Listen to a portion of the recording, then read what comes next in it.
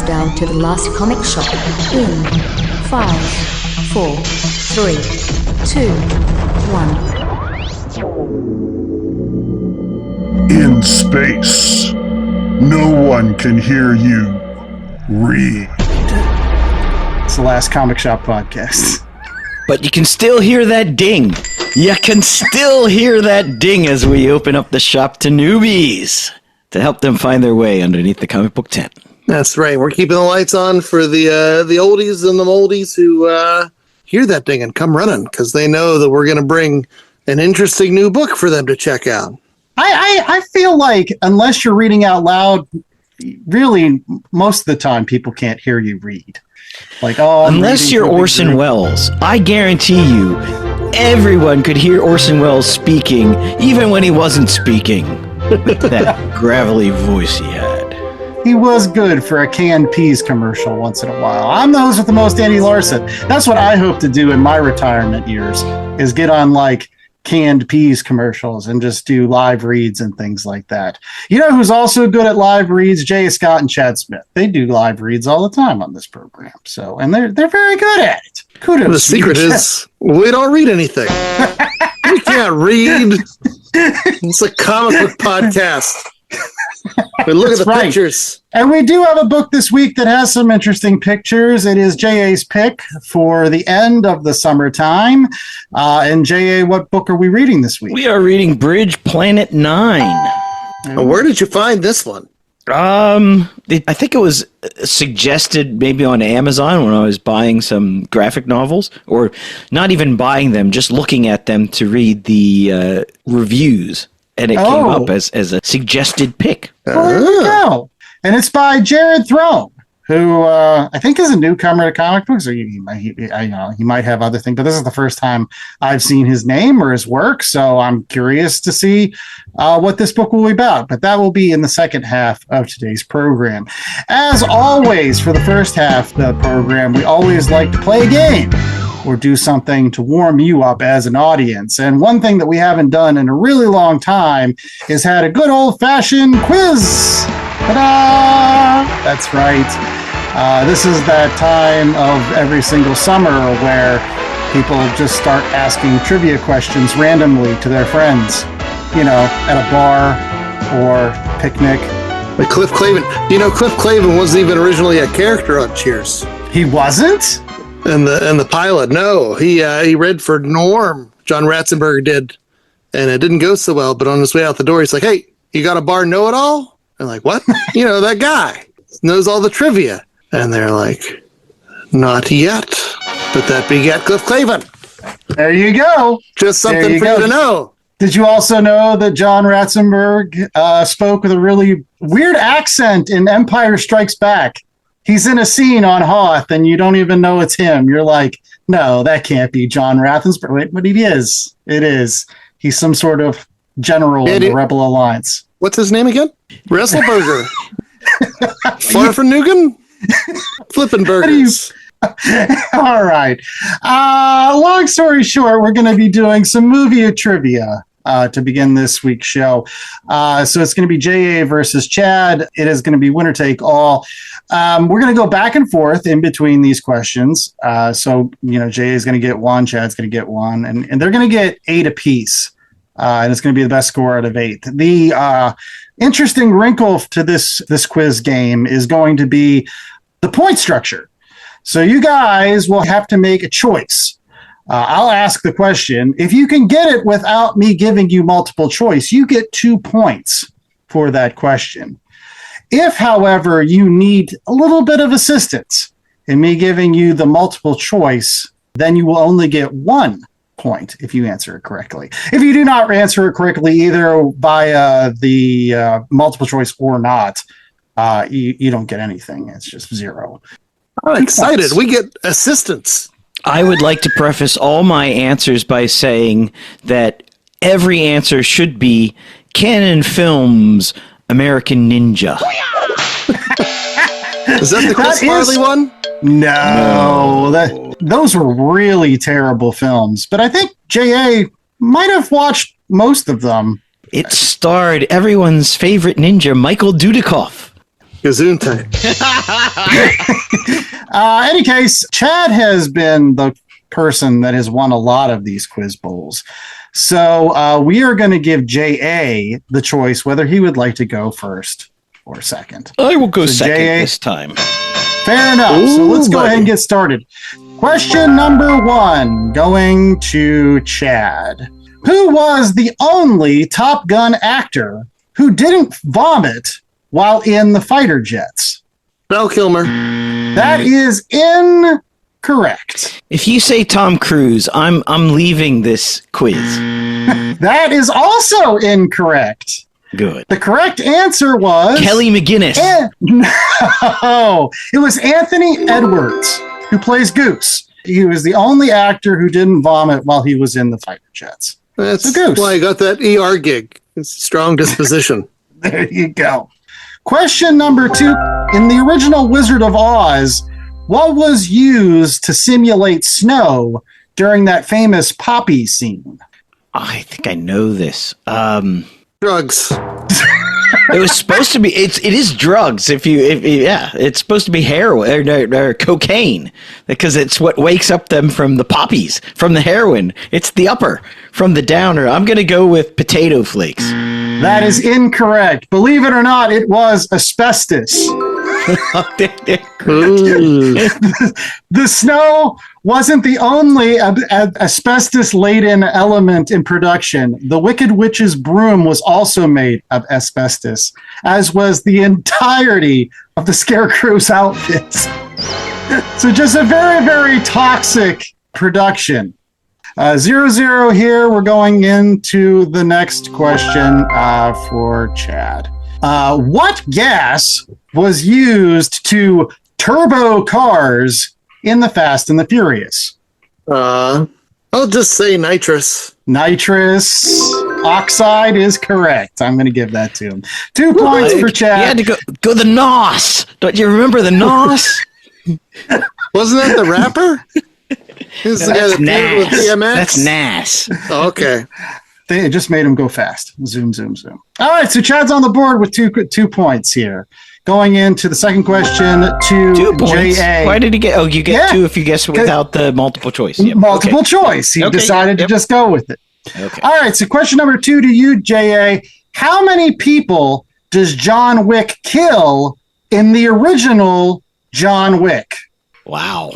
Now, I can't give you a multiple choice, but I don't know if it's going to help. Yes, give me You want- multiple choice on this. 34, 53, 77, or 128? I'm gonna go all the way up. 128. That is incorrect. The correct answer is 77. He kills 77, but he was just getting started. Close. By the time he gets to chapter 2, he easily tops that count of 128. Good try, J.A. Chad's still on the board with 2 as we go into the next question. Question number 3 for you, Chad. Where does Vernita Green hide her gun in Kill Bill Volume 1? I will take my assistance, please. I Okay. hope they're plucky and come with coffee. Is that a cereal box, a vegetable drawer, a toilet tank, or a flower pot?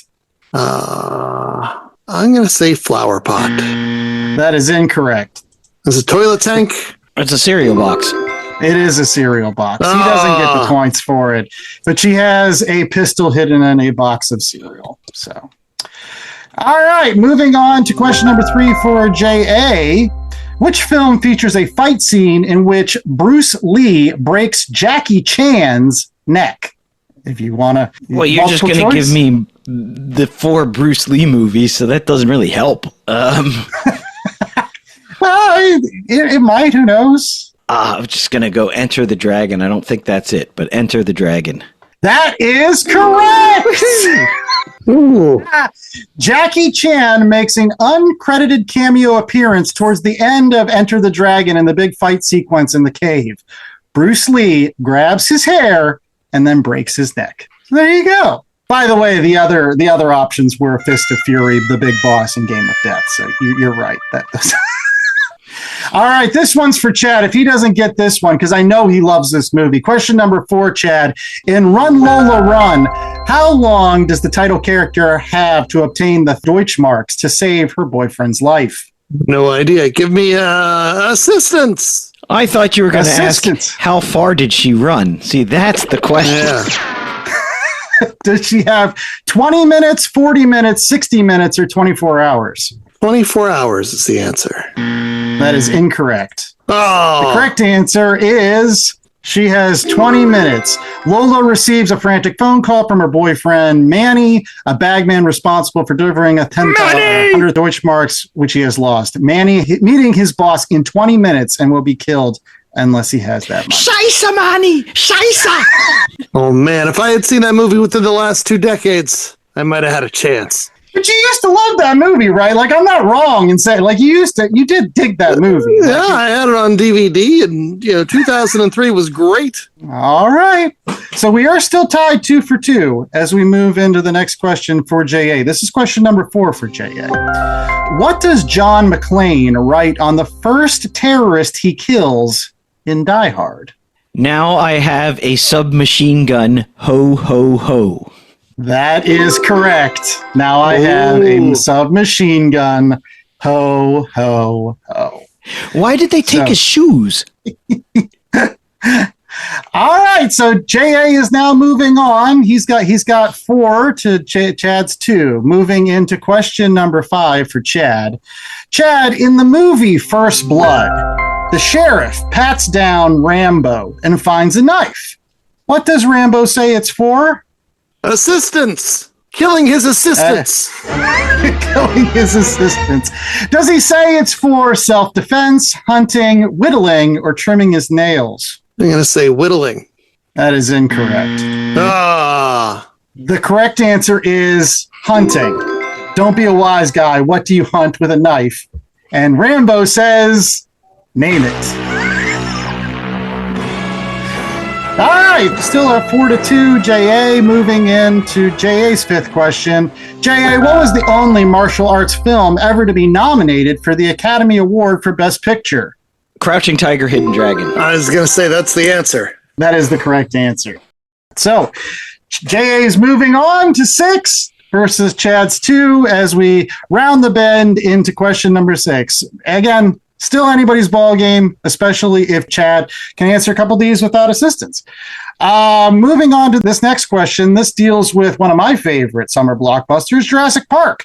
Who saves Grant, Ellie, and Hammond's grandchildren when they are cornered by a velociraptor at the end of Jurassic Park? They're God. They're God. No, come on. Is that your real answer? Samuel L. Jackson. No. The correct answer is a T-Rex. The T-Rex saves them. That's right. You remember? The T-Rex comes in, starts chomping on the velociraptor. Yeah, the velociraptor jumps at them, and the T-Rex catches it midair and goes. Oh, yeah. Right.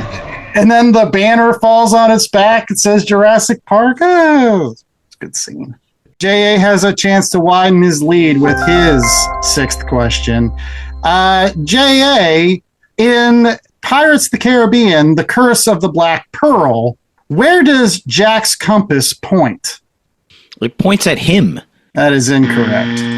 The correct answer is it points at whatever he wants the most. So, unfortunately, I don't think...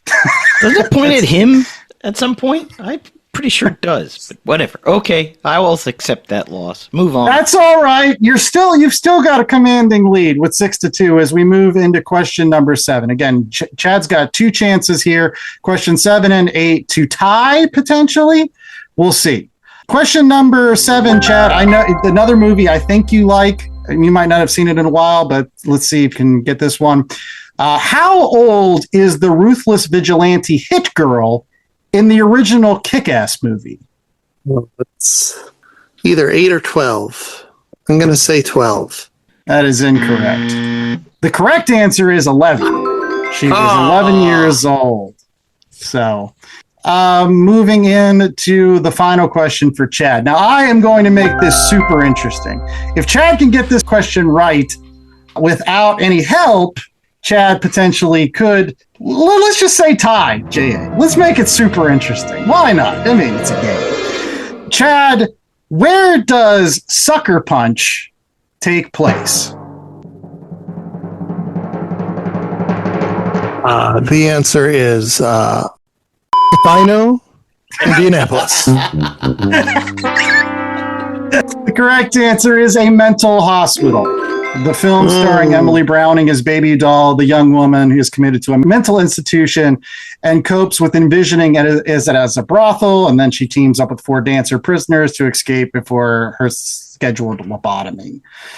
Let's go ahead and give J.A. the final question just to see if he can get this one. So, J.A., you have won trivia for this particular session, but let's see if you can get this very last question.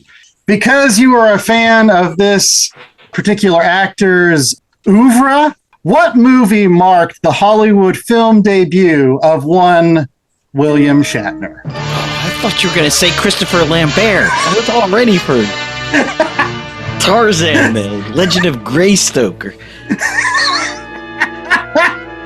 But no, Shatner.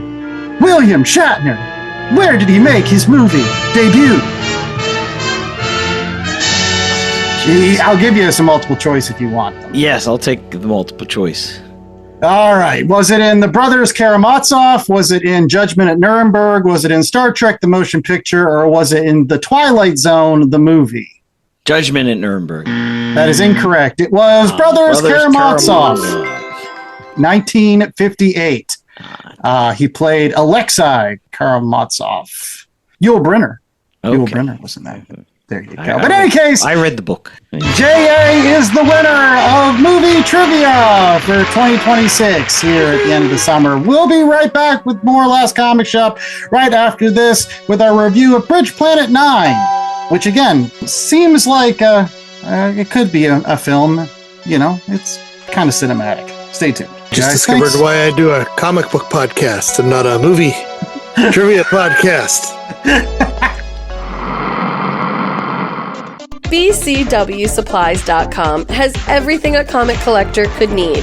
Boards, bags, long boxes, and so much else for our ever so increasing collections. And you can save 10% on your total order by using promo code LCSPOD at checkout. Not only does this take 10% off BCW Supplies' already low prices, but it supports my favorite podcast, The Last Comic Shop.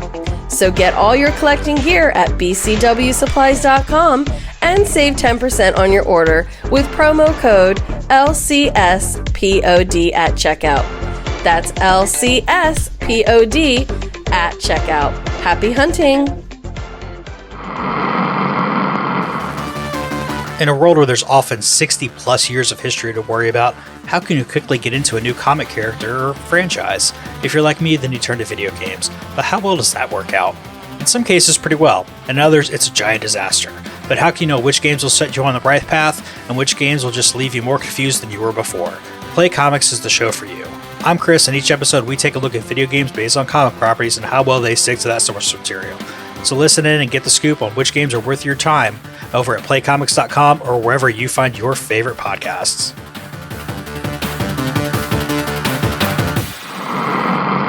All right, we're back with more of The Last Comic Shop. It is now time for our Read Pile Review. Yes, that time of every single show where it's the summertime and we decided to read a book because that's what we've been doing for some 300 straight weeks. And I don't know, it seemed like the right thing to do even in the summertime. Comic books don't have a season, but one thing that also doesn't have a season is saving money. You can save money anytime by going over to bcwsupplies.com and using the promo code LCSPOD to save money on your comic book supplies. Maybe you have copies of Bridge Planet 9 and you want to keep them looking fresh. Get out there, get some bags, boards, and boxes, put that stuff away so that it stays really nice. And again, you can save 10% by using our promo code LCSPOD at checkout. That's right, over at BCW Supplies, all your collectible supplies supplied.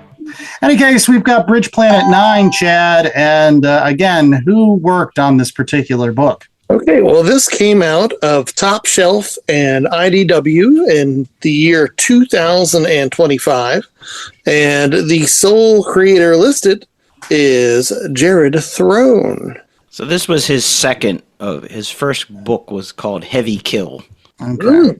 which is a debut graphic novel, a horror story about community hardship and survival. Well, there you go. And the 10-cent synopsis for this particular book you picked this week, J.A.?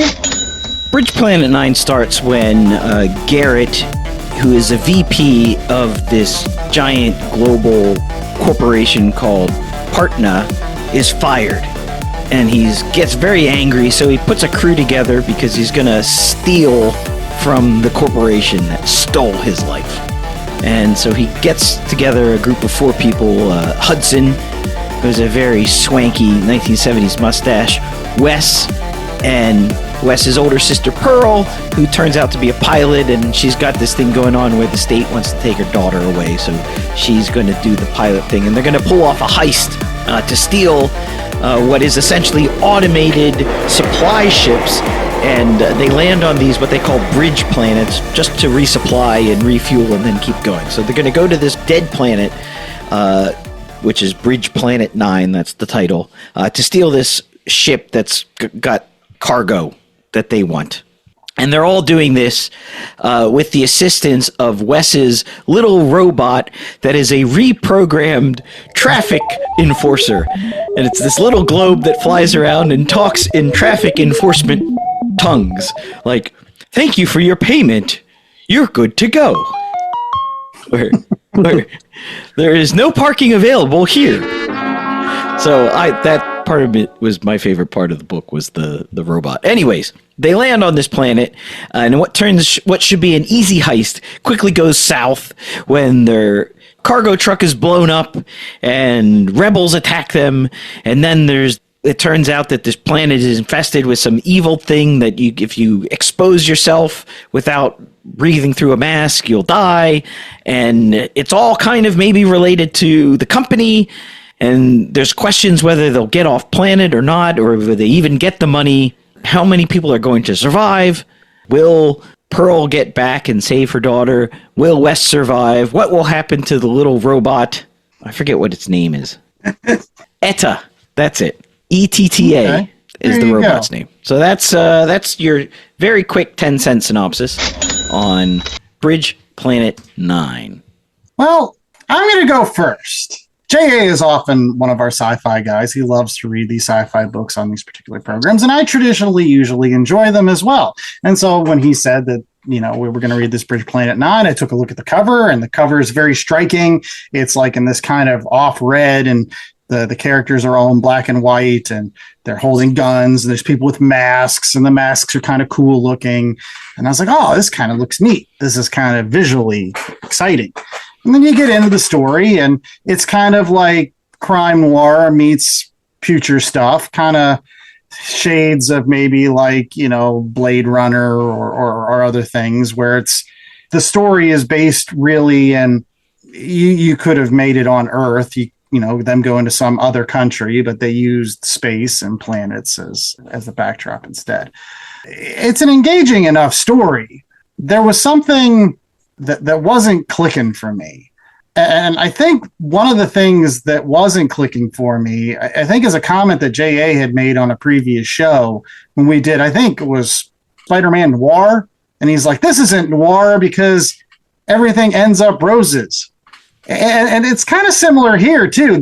Not to give too much away, but not for everybody, but for a couple key people, the book does have a decidedly happy ending. Like, things are resolved, and the characters that you truly care about throughout of it, Pearl and her brother, they end up being okay, and everything seems to work out for them, which I was like, But no, it's not a noir book. It's not it's supposed not to be a noir book. Nah, it's a noir book. There's people trying to rip off evil corporations and steal things. There's like Every That's a heist book. That's a heist not a noir book. Yes. Just because it has a heist in it doesn't mean it's a noir book. It's obviously not a noir book because it has a happy ending. Well, I thought it was more noir. I saw noir aspects of this, and then I got to the end and it was happy, and I was just like, oh, well, forget that. To me, like, none of the characters were particularly good. Like, when you start, you're introduced to them. None of them, some of them have some morals and scruples and don't want to be doing these criminal things, but at the same time, like, nobody's particularly good in it. And so, heist or noir, that's just my take. But Chad, what did you think? So I'm conflicted about this one a little bit. I thought as a sci-fi heist book, it does play with those elements pretty well. Jared Throton, he grounds things. So even though they're the elements of fantastical, like, there's this disease that turns people into zombies if they breathe in the air, like almost instantaneously. I thought everything was close enough to reality to the point where almost some of the things just seemed a little bit mundane. And I couldn't put my finger on it. I felt like it was missing one key ingredient somewhere. But I can't tell you what that is. But, it was a good enough heist experience. It was a solid enough sci-fi book. It married those things well. But at the end of the day, I feel like this reminds me a little bit of when we read Coldest City, where I feel like, this obviously was a Jared Throton production. I feel like if he had more collaborators involved, maybe there's somebody out there that takes an idea from this and pushes it to that next level. I just don't think it ever gets out of, third gear into fourth, basically, is my initial interpretation. Pretty good, but it was missing something. I don't know. Jay, what do you think? Yeah, I could see that. I think if he had a colorist, that would help lean into the sci-fi aspects of it. This was all black and white, just pen and ink. Imagine the tone. Yeah, imagine if we had some of those big half-page panels, three-quarter-page panels where you're seeing landscapes of this planet. Imagine if that was fully colorized. That would have probably done a lot to, I think, elevate some of the story, or at least ground it more in the space aspect, I feel. Okay. The black and white sometimes makes it, maybe not mundane, but it puts it anywhere, right? It could be the Southwest. It could be this or that, as opposed to if you really had some color and you could lean into the alien aspect of the planet, thinking like Star Trek, the original series, where they go down and the entire planet's purple and the sky is green or something, just wacky stuff. The story itself, I think, is really well constructed. The plot is well done. The dialogue is functional. It does run tropey at times, sort of sci-fi tropes. You can kind of see aspects of Riddick, the Vin Diesel movie, The Chronicles of Riddick, I guess, the second one. I will believe you. And this, sir, is why I won the movie trivia. It's not Pitch Black. It's not Pitch Black. But there are some very lighthearted, fun aspects of it. I really liked Etta, the ball robot that speaks in parking meter slang because he reprogrammed a parking meter droid. I liked it. The corporation feels very much like a Weyland-Yutani clone. And then you have bad people trying to do questionable things and paying for it, which also is a very sci-fi heist movie trope, but is enjoyable. I will say it read really quickly. Andy brought up before how this is a cinematic experience, and I thought everything flowed really well. But yeah, I still go back to it needed something, some salt or some pepper or something to kick it up a notch. Right. I keep on going to, there were a couple characters in the book, like to Jay's point, the droid that used to be a parking meter. That was kind of an interesting idea. And then Pearl obviously is your main protagonist. She's the one that you're supposed to feel with. So she gets a lot of good moments. And then obviously because she's got her brother there, that kind of ratchets up the stakes where, when he gets kidnapped by the bad people or whatever. But those were like the characters that I ended up going back to time and time again and spending time with and actually caring about. But the problem with that is there's a whole plethora of other characters in this book. And eventually they just put masks on a bunch of them, where to the point where you're just kind of like, who's that again? And why should I care? I think like he ended up like kind of shooting himself in the foot with this kind of narrative device where like everybody has to wear a mask. And again, some of them are really good. Like the main characters like Pearl and her brother, they wear like half masks. So you can still see like the top of their head and whatever. But like some of these people, like they're just in full masks. And as a result of that, it's hard to see them emote. And they just end up blending into the background. And that goes for the person that set up the heist. They kill off this Hudson character who's kind of cool and kind of badass and carries guns and stuff. He's kind of like the heavy of the crew. But they kill him off and you're just like, oh, well, he was kind of interesting. I wish he would have stuck around. And then you got this family that lives on this planet and this person that just wants to survive and is like, I don't know, sacrificing people that's the tide. There was that. I think that was the one plot element that didn't get developed enough, was that whole like we have to sacrifice people and the whole religious aspect of it. And I was wondering, were they sacrificing them from a religious standpoint, like this is our savior, or were they sacrificing people because they didn't have enough food to feed everyone, because these people were essentially surviving on the dead planet and stealing from the cargo ships that were coming through? That's how they were surviving. So was the sacrifice a religious thing, or was the sacrifice wrapped in religion, but it was actually a needed thing because there were just too many mouths and not enough food to feed them? There you go. It's one of those, why can't it be both? Yeah, but they didn't. A lot of people bought into the religion, and other people. Yeah, but they didn't ever expand on that. That I agree. They could have. That would have been interesting had the book been about 50 pages longer, or gotten a little in depth into some of that.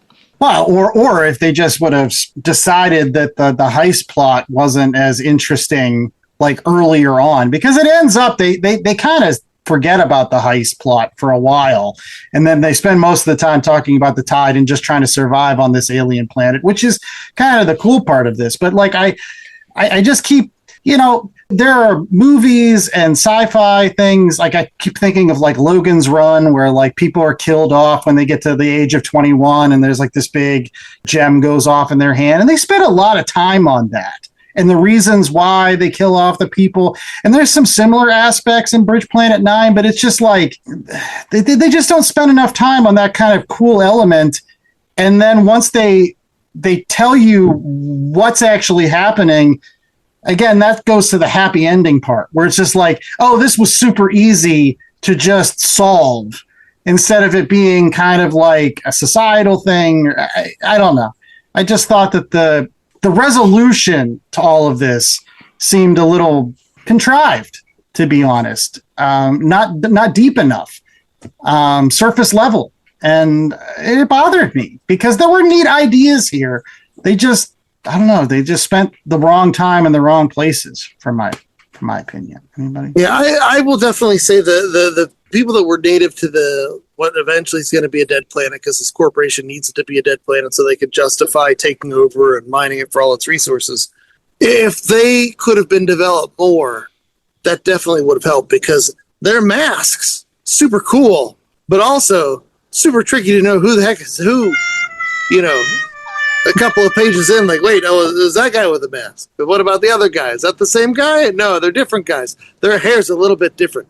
And it was tough enough, like, they didn't get names, and I think that lack of definition really did detract from it a little bit. But I will say, too, the brutality in this book, like, in those fight scenes, when people pull out guns and start shooting each other, like, it's not super sci-fi future, pew pew laser beam, like these are guns with bullets going through people. And I was kind of surprised to see that. It wasn't something I expected, and I don't know if it was a good thing or not, because I felt like that part makes it so this is a story that could happen in the south side of Los Angeles or on this dead planet on the moon, and there's not a lot of difference between. I'm glad you brought that up, Chad. That is one of the things about sometimes these sci-fi movies that like lean too much into trying to give people visual clues to say like, oh, this is not so different from what we have now. The problem with it is, A, they have enough planets that some of them can be used just for refueling. So like that means like there's a ton of humanity out there on other planets. And so space travel is evidently easy enough to get to. And it's always weird for me to think like you've solved like space travel, which is like ridiculously hard to solve from like, I don't know, a technological standpoint, but you didn't solve pew-pews. You're still using gunpowder and why fix it if it's not broken? I was going to say, there's a reason why people today still use the 1911. Is that murder? Is that the reason? Yes. Okay. It's cheap. It's and effective, I guess. You're absolutely right. Effective. I will say this though. I did like the art at times. It's an interesting art style. It's a little sketchy, it's a little rough, but I dig it. You know, it's different for sure. And the layout, some of the layouts are really neat. And so I give credit from an artistic standpoint to some of that stuff. I don't know. Like, I think I go back to Chad's point where it's like, had he worked with somebody, or maybe this will be like Atomic Blonde, where like you'll read the original source material and you would be like, oh, that's a cool treatment. What if we did this and this and this and this? And wow, now we've got something maybe on the big screen. Who knows?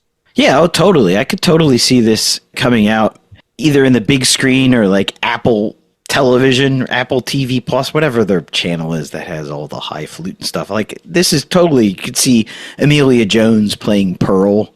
She was in Task, the HBO series set in Pennsylvania. Yeah, no, I agree.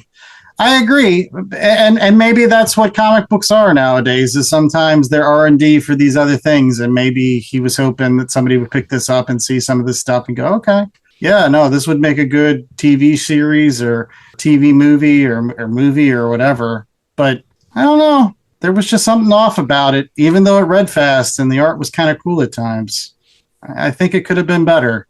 That's just my final thought on that. Well, one thing that's not going to be final, though, is this episode. We've still got ratings as well as recommendations. So stay tuned for more of The Last Comic Shop right after this for the conclusion of this week's show. LastComicShopPodcast.com is the destination for all things shop. Plan your week with upcoming show schedules, the latest books, recommendations, and chatter from the crew. Subscribe to the show on all major podcasting platforms from one convenient location. Show your support and browse the merch store. T-shirts, tanks, hoodies for the fam, coffee mugs, magnets, totes, and more.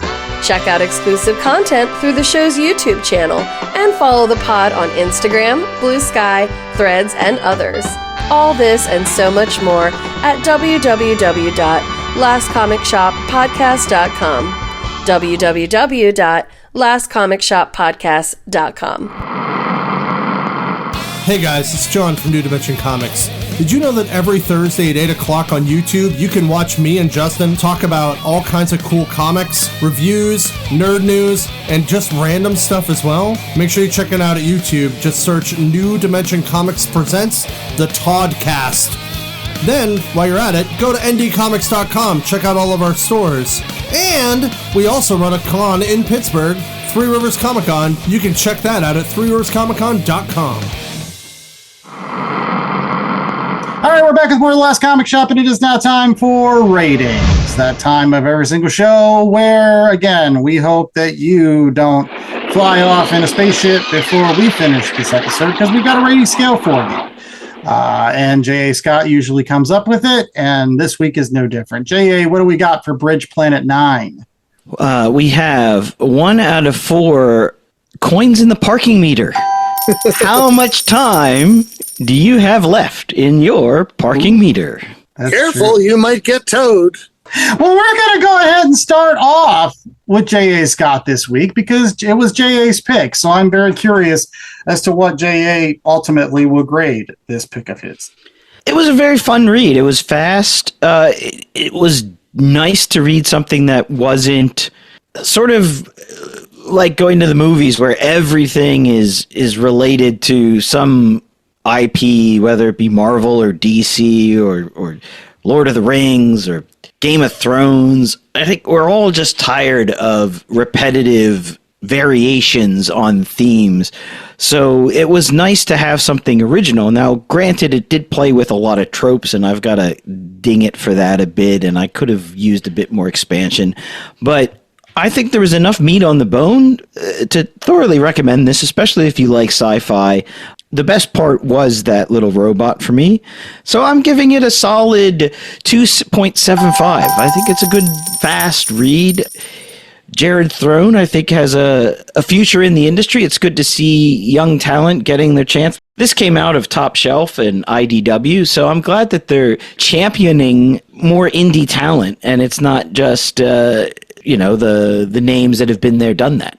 I can't give it as high a grade as that. You know me. I love a good sci-fi yarn, and I was excited based on the cover when you showed this to me. I was like, ooh, this might be kind of a neat story. And initially the kind of mystery about why these people were dying and kind of the dead planet aspects, that kind of plays for me. That's stuff that I like.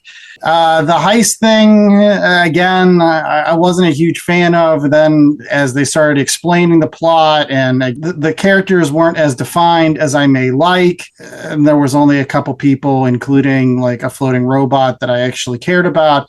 The shine came off this book pretty fast. And although it was a quick read, and did move along at a kind of a cinematic pace, that's one of the reasons it is getting, the grade that it is, which is a 2. It's an average book. Had this been a little bit slower, had this not been as cinematic, it probably would have gotten a lower grade because, again, the characters really didn't save this. And then, you were angry that it was not a noir book when you thought it was a noir book. I thought it was going to be something more than what it was. Whether it was supposed to be a noir book, whether it was supposed to be dark sci-fi or dystopian sci-fi, it didn't seem to land on any of that. And it ended up just being at the end of the day, I don't know, a matinee movie where you've seen the ending 1,000 times and you're like, oh, okay, well, great. Well, that was, I guess, my time, and very average. You can read it if you like sci-fi books, but there was definitely something missing for me that didn't bump it up into a higher rating. Chad? Okay, I'm going to land somewhere in the middle because I agree with both you guys. I think, Andy, like you said, it does seem like there's more to be done with this to develop this into something special. And JA, I think the potential of fresh talent. I think that's what this is. This reminds me of when I was out of college and I had a lot of time before getting married and had kids. I had the Blockbuster movie pass. Instead of, I watch my share of blockbusters, but I always like to go and see those indie movies. And sometimes you would get an indie movie where it was worth seeing for this chunk, right? Oh, they do this thing really well. And I think that's what this is, where you're hoping that Jared Throne, this is the beginning. And he continues to grow and he continues to develop and meets those people along the way that are going to help to shepherd him into a career. But you're looking at this, at least I am, from perspective of the rawness of the talent here. And I thought the art, he has a very simplified, cartoony style, which speaks to me a lot of times. I thought the heist aspect was fine, but then it kind of ends abruptly and a little too easily, and the sci-fi wasn't sci-fi enough. And so I'm just picturing all these different knobs and meters, and it's like, oh, we got to turn this up. Well, we got to make sure this doesn't shut off here, But I think the raw talent is there. The potential is there. And so for that, I don't want to be too hard on this, but I also don't think it's as good as some of the the best stuff we've read out here. So I'm going to give it a 2.5. I think there's potential here. I wasn't mad about reading this. I enjoyed my time with it, but it's not something I'm going to go back to because, like I said, part of it feels like there's still some untapped potential to work out. But I like it. It's promising. It's a promising start. Sometimes it's cool to pick a book up for that and see, like, okay, these are the things that worked well. Where do they go from here? And one thing that we always go to from here is recommendations. Yes, maybe you're at that local comic book shop and you find Bridge Planet 9 sitting on a shelf and you go ahead and pick it up. There are some other books that you might want to pick up as well. And we're going to go ahead and start off with J.A. Scott. Do you have a book or something else? I'm recommending something else, but it's sci-fi. And it's sort of that mixture of gritty, lived-in sci-fi, and it's from 1981, and it stars Sean Connery. So check. And no, it's not Highlander. No Christopher Lambert in this one, but it does have Peter Boyle and Francis Sternhagen. And the movie is Outland. It's set on Jupiter's moon of Io, and it's sort of like a sci-fi western themes, very similar to High Noon. Sean Connery is a marshal, and he's flown out to be the sheriff of this mining colony on Io where people are dying. The miners are dying in horrible, gruesome ways where they start to see things and they go walk into space and disintegrate or freeze themselves or walk in front of some mining equipment and get destroyed because they're high on this drug that's proliferating, and he's trying to clean it up and people are trying to stop him. It's really well done. It's really well shot. It's that classic sort of B-level sci-fi movie that they used to make so well that doesn't have these sweeping vistas and auras like a Star Wars or a Star Trek movie, but is really close in and confined and compact, but with the danger of space everywhere. So that's Sean Connery's Peter Boyle, Francis Sternhagen in Outland. That's a movie that, believe it or not, I've never finished, but I should. I've seen, I think, the beginning like at least 20 times, maybe the first 20 minutes, maybe the first half hour. And I've always wanted to finish it, but always something comes up. So maybe I will take you up on that recommendation, Jay. And I will point out, they're at Jupiter mining Jupiter, and he's got a shotgun on the theatrical poster. So if it's not broken, don't fix it. All right. One company that is definitely not broken when it comes to making really nice reprints of comic books is the beloved Taschen. Now, you may have heard us on the last Comic Shop talk about Taschen, especially in regards to Marvel comic books and their oversized Marvel collections of some of the best of the original Marvel age. Their Fantastic Four, their Avengers, their Amazing Spider-Man, their Incredible Hulk, their Silver Surfer, their original X-Men. All of these books, they put in these massive, massive books with all the original ads and the original coloring in hardcover several years back. They were like $200 a pop. They were huge. Chad loves them just because they're so massive. But in recent years, I found them a little bit unwieldy. I have a couple of them. And as a result of that, Taschen has started to put them in smaller sizes. They came out with 2 collections, which they called their Jumbos, which weren't exactly as jumbo as the oversized ones, but they were Avengers and Amazing Spider-Man in kind of like an omnibus size. And I thought those were kind of neat. But now they have officially decided to go even smaller. So basically a 6.5 inch by 5.5 inch kind of pocketbook, hardcover, all the original comic books. Like, for example, I think the X-Men one that I have pre-ordered that hasn't come to the house yet, I think has the first 21 issues of the Jack Kirby, Stan Lee X-Men from the original run, with all the original ads, all the original colors, in this kind of classic, almost digest-sized hardcover. And I couldn't be more pleased about it. I mean, sure, it's cool to have those big, big books, there's something neat about getting something for like $25, which again has all these classic stories that you can pick up, you can put down, you can put on your bookshelf really easily. And so again, I have the X-Men coming. They've also got Fantastic Four, Amazing Spider-Man, and Avengers out now, and they're going to be coming out with the Incredible Hulk and the Silver Surfer one by Christmas. And if the X-Men one wows me, which I have no reason to think it wouldn't because it's Taitian, then you could see me basically filling up my bookshelf with the entire run. So again, if you really love what Taitian does in terms of these reprints, and you love a smaller size that is easy to put in your palm, check out some of these new, I think they call them the Marvel Classics Library coming out of Taitian. I do have a question, though. At what point is small too small?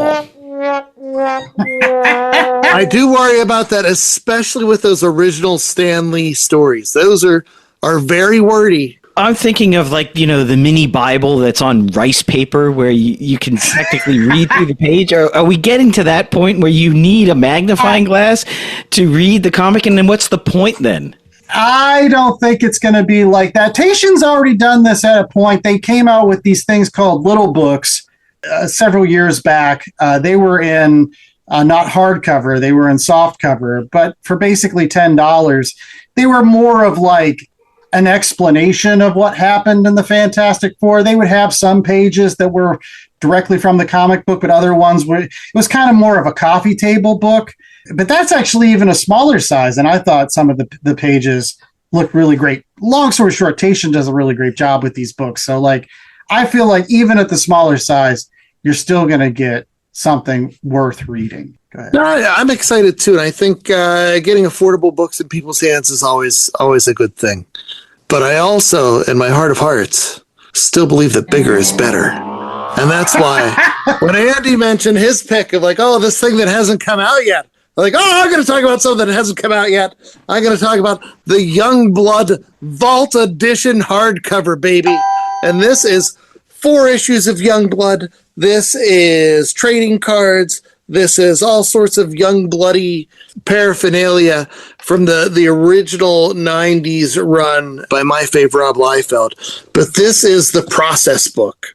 So it is 12.25 inches by 17.25 inches. It is a ginormous, super expensive hardcover, but you could see the pieces coming together. We talked about the raw potential in Bridge Planet 9. You could see the raw potential of Rob Liefeld coming through in those Youngblood pages. And, you could, at least in my mind, I could see growth from the first issue to the 4th issue. And by the time he gets to issue 6 after he takes some time off, but that's not included in here. But I am super excited to see all the processy stuff. I'm super excited to see it blown up on that super big scale. I just haven't actually seen it yet. So it is slated to be released here at the end of the month, at the end of August. It's been pushed back a time or two. So if it gets pushed back again, I wouldn't be totally shocked. But the Youngblood Vault Edition hardcover, once it's out there, I will get it in my hands, and I know I will love this giant, unwieldy thing so much. That is awesome. Well, one thing that we hope you love is more episodes of The Last Comic Shop. We're not going anywhere. We're going to have brand new episodes every single Tuesday for the rest of 2026 and beyond. So it's very easy to become a fan. If you like this week's episode or you've been a fan for years, just go out to www.lastcomicshoppodcast.com, rate, review, and subscribe. Really pushing folks to get out there to YouTube. That's right. We're trying to build our audience out there on YouTube. We've got awesome content on YouTube all the time. Chad's wonderful enough to film a lot of these comic book flip throughs, and they're really a great treat for anybody that loves comic books to see some of those great covers and some of these great runs. And they're all under a minute or less. I think I did one where I did a flip through of Savage Sword of Conan omnibuses. Didn't work out so well. Oh no. But you did build your guns because it was hard to flip those. Yeah, you can't flip those, man. Those. But any case, if you like that, if you like some of our podcast shorts where we take like a minute or two of the podcast and we put it out there with some of our funniest comments from certain episodes, you can watch those on the YouTube, or you can watch the whole episode. Get out to either YouTube, Spotify, Apple Podcasts, wherever. All the links available on www.lastcomicshoppodcast.com. So rate, review, and subscribe today. And while we might be the Last Comic Shop podcast, we don't want to be the Last Comic Shop. So we'd encourage everybody to get out there and support your local comic shop. Support those up and coming artists. Support those folks like Jared Throne and Bridge Planet 9. Or support those folks like Tation, who are putting out fancy and smaller versions of those classic Marvel library collections. Support folks like Rob Liefeld with his embiggened Youngblood Vault Edition that shows you the process behind those original Image books, as he just rounded the bend here and released issue 100 earlier this summer. Now, I have a question. Is that Legacy 100 essentially all the volumes combined? Oh, the way he gets to 100, it's questionable at best. But it's not the journey sometimes, it's the destination. Exactly. It's Team Youngblood, but it's also the journey. If you're listening to Rob Liefeld's podcast with Robservations. There you go. That's another good recommendation. But no, that Vault Edition, like I love process stuff. I love Liefeld art. I can't wait for this thing. Or maybe you want to take a break and you want to go and sit down with a good movie. You want something with some Sean Connery. You're going to go Outland based off of Jay's recommendation there. But all that and more potentially waits for you at your local comic shops or Cineplexes or wherever you get Outland. Can you stream it? I don't know. How do movies happen these days? You would think that would be a movie that would be on Tubi. To be or not to be. Figure it out and enjoy whatever it is you can come across. And then once you're done with all the comics and movies and whatnot, you can come back to our website, www.lastcomicshoppodcast.com, where you can find links not only to the YouTube stuff Annie talked about earlier, not only to prior episodes, but also to the merch store. And Jay, what is our sci-fi heisty merch this week?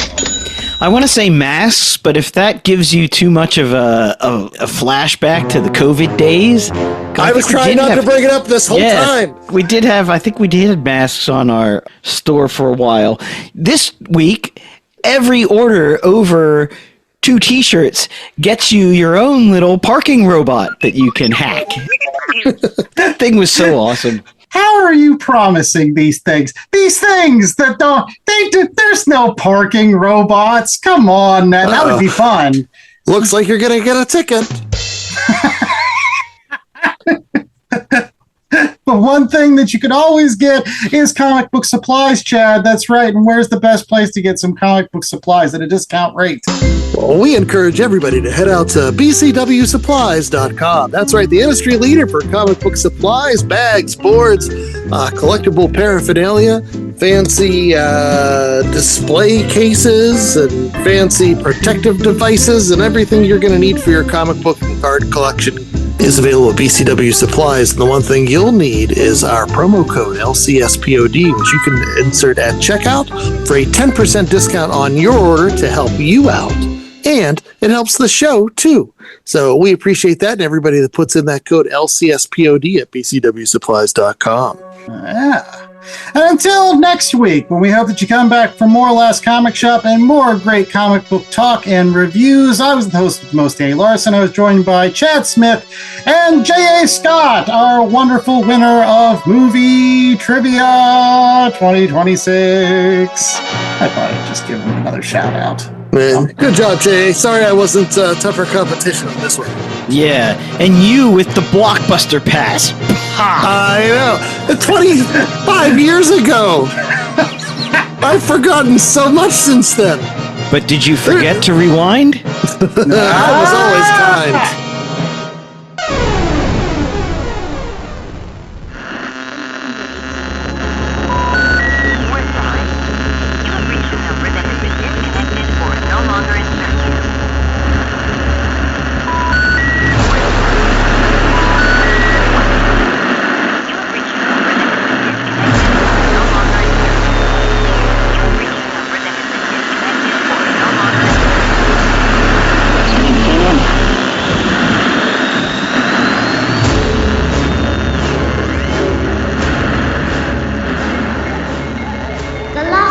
Comic Shop podcast was a 2026 Black Angus production.